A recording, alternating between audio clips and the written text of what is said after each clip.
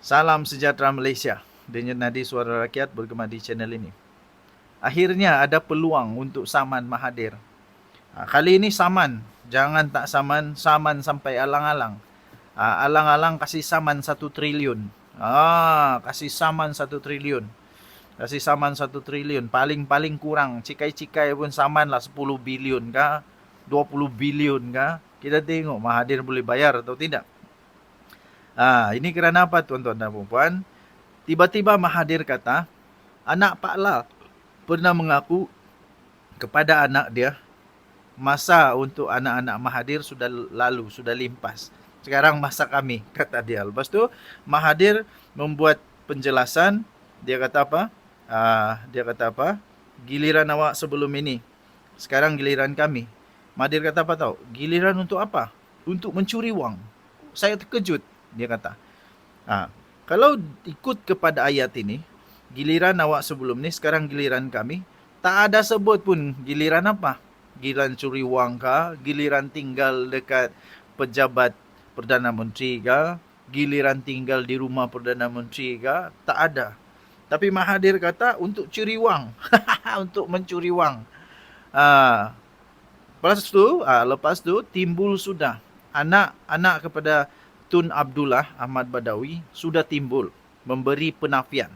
Maksudnya dia tak pernah buat. Kalau dia betul dalam penafian itu, maksudnya Mahathir sudah masuk geng pemfitnah. Betul lah kata orang. Siapa saja yang berkawan dengan walaun, otak dia akan jadi otak walaun. Dia jadi otak auto walaun. Iaitu salah satu ciri-ciri otak walaun, dia percaya dengan fitnah.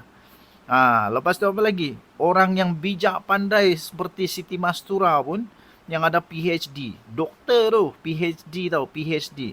Bukan doktor ijazah tu. Ini PhD punya doktor. Tapi bila dia masuk PAS saja, jadi auto bengap.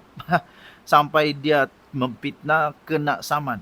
Nasib baik ada derma jihad. Mahathir pula kali ini. Bukan main lagi, 2 kali jadi Perdana Menteri ni. Menjadi antara orang yang pernah dapat anugerah Nobel Prize. Bijak betul dia ni. Tapi entah kenapa, tiba-tiba sekarang seolah-olah dia dah kena jangkit penyakit walaun. Penyakit walaun. Penyakit walaun. Sekarang ini dia akan berpeluang untuk merasa disaman. Bagi anak Pak Lah, kalau benda ni memang fitnah, cepat-cepat buat laporan polis, cepat-cepat saman fitnah kepada Mahathir, jangan kasih alang-alang.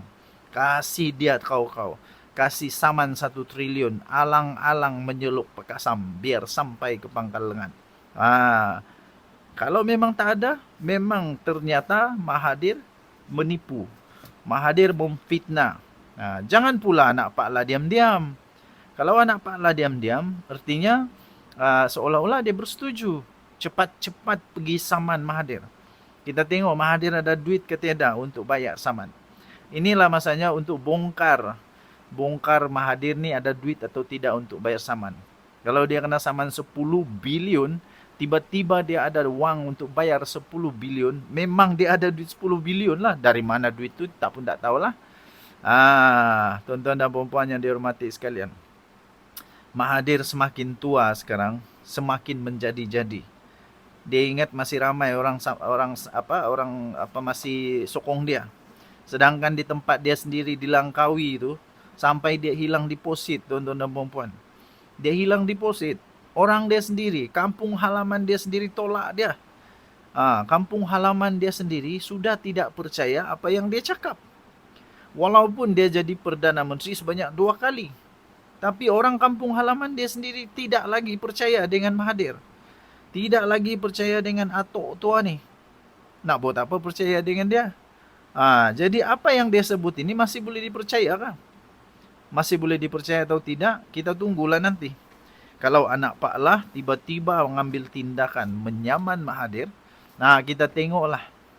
Kalau masih lagi ada orang yang percaya selepas dia kalah saman fitnah, kalau diambil tindakan ini, diambil tindakan dengan saman fitnah, lepas tu dia kalah. Kalau ada lagi orang percaya dengan kata-kata daripada orang tua ni, tak tahulah apa jadi.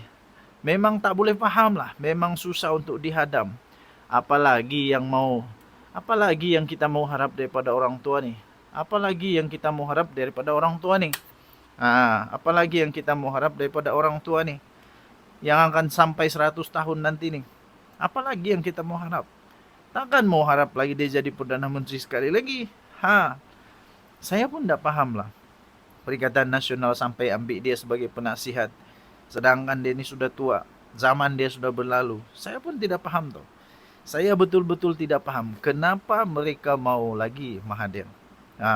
Sekarang ni pula ternyata Mahathir sekarang ni ternyata Mahathir memang betul-betul tiada fungsi pun. Tiada fungsi pun dalam Perikatan Nasional. Fungsi dia apa? Fungsi dia apa saya pun tak tahulah.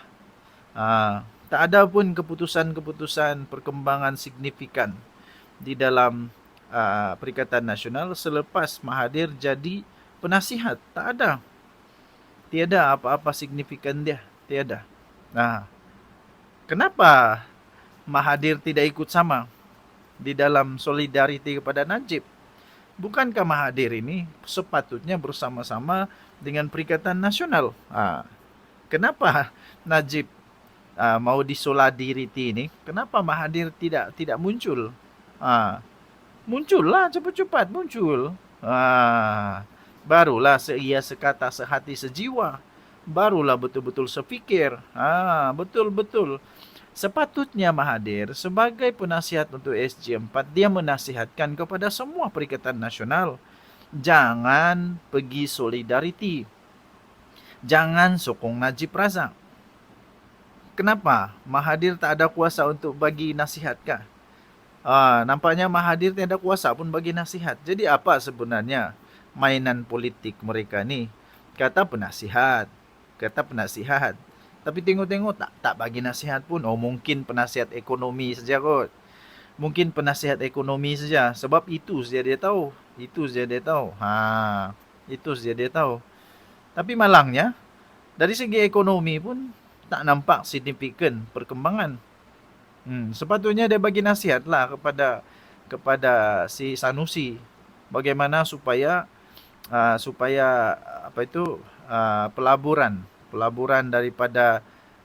daripada siapa sudah pelabur tu yang tarik diri tu, supaya tak hilang. Nampaknya Mahathir gagal juga di sana. Mahathir gagal juga. Okey tuan-tuan dan puan-puan. Jadi sekarang ini persoalan utama ialah adakah Mahathir akan disaman oleh anak Pak Lah, anak Tun Abdullah Ahmad Badawi.